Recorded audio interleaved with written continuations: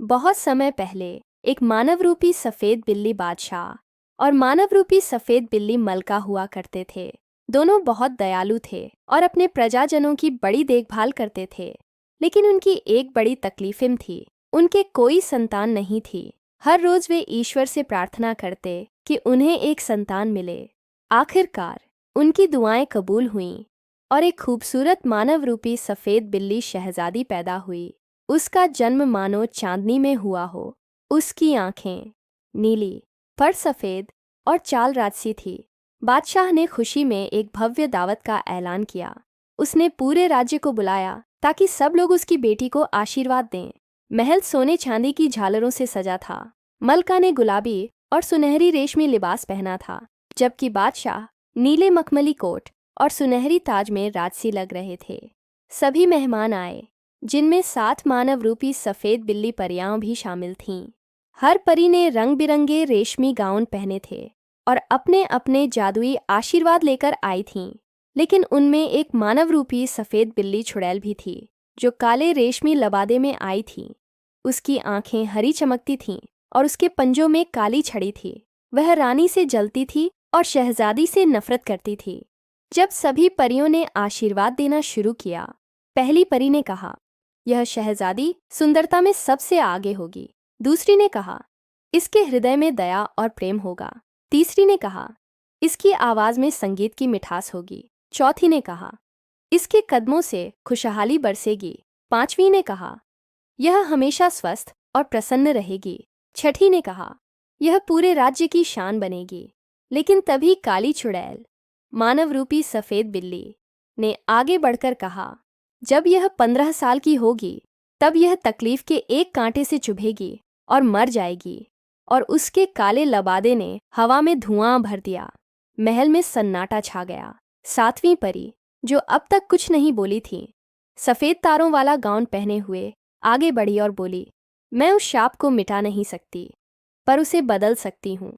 शहजादी नहीं मरेगी, बल्कि 100 साल की गहरी नींद में चली जाएगी, जिसे सच्चे प्रेम के स्पर्श से ही जगाया जा सकेगा।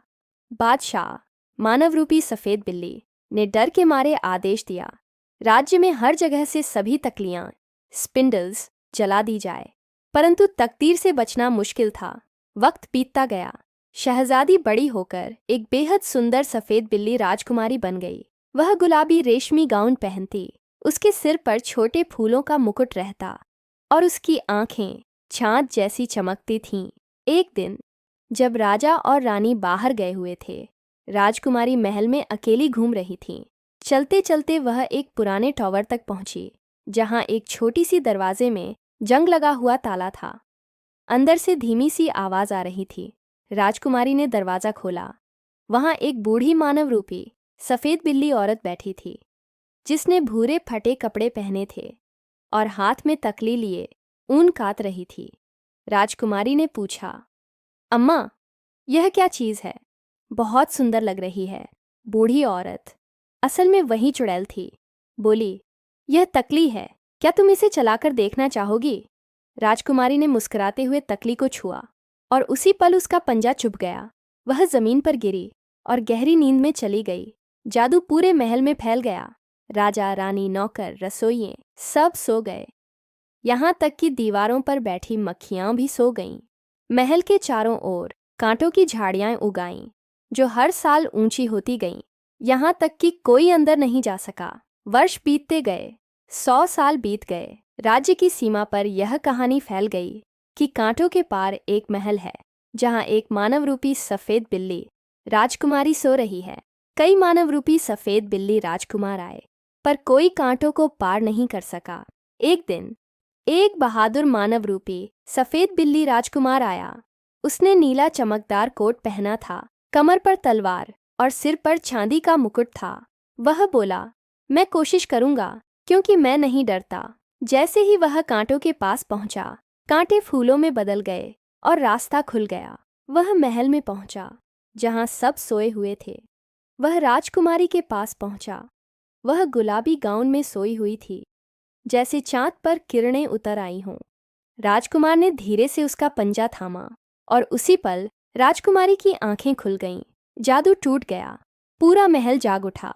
राजा, रानी और सभी दरबारी आश्चर्य से एक दूसरे को देखने लगे। सारे फूल फिर से खिल उठे, संगीत बज उठा और खुशियां लौट आईं। कुछ ही दिनों में मानव रूपी सफेद बिल्ली राजकुमार और राजकुमारी की शानदार शादी हुई। सातों परियां अपने चमकदार रेशमी लिबासों में आईं। नीले, गुलाबी, सुनहरे, बैंगनी, लाल, हरे और सफेद रंगों में जगमगाती हुई। और फिर महल में 7 दिन 7 रात तक जश्न चला।